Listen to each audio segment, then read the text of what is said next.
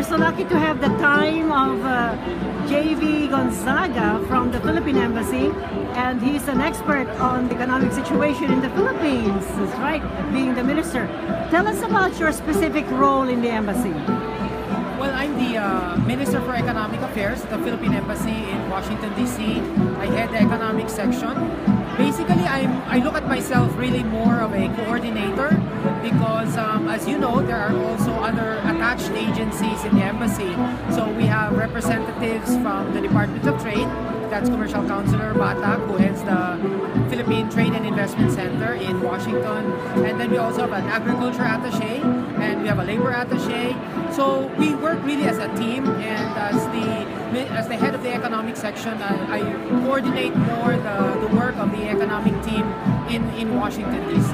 Minister, how important is the location, Washington, D.C., to the economic development in the Philippines? Is this where negotiations take place and agreements are signed?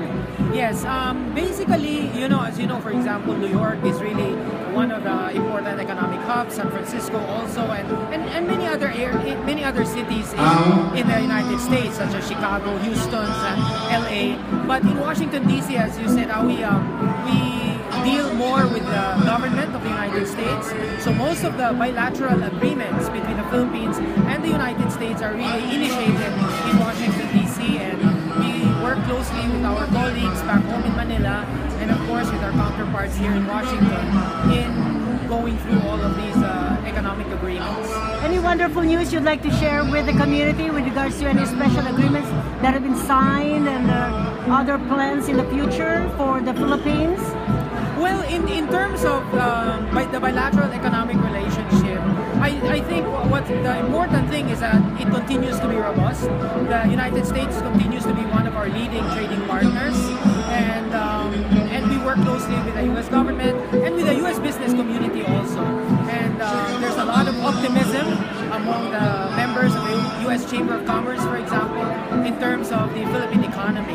And I think everyone has seen that just last week, the Philippine Statistics Authority released the GDP figures for the first quarter of this year in 6.4% of growth, and we continue to grow as an economy.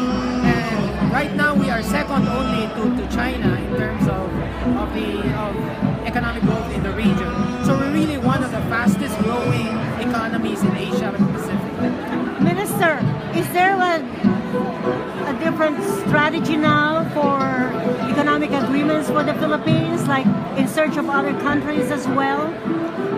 Well, let me say two things. One is that the Duterte administration has unveiled what it calls the Build, Build, Build infrastructure program. It's going to be one of the most ambitious infrastructure programs that the Philippines has ever undertaken. It's about a total of 8 trillion pesos throughout the administration of President Duterte. So we're looking towards engaging more the U.S. companies, the U.S. infrastructure companies, in order to make them more active and more engaged in the Philippine infrastructure program. So that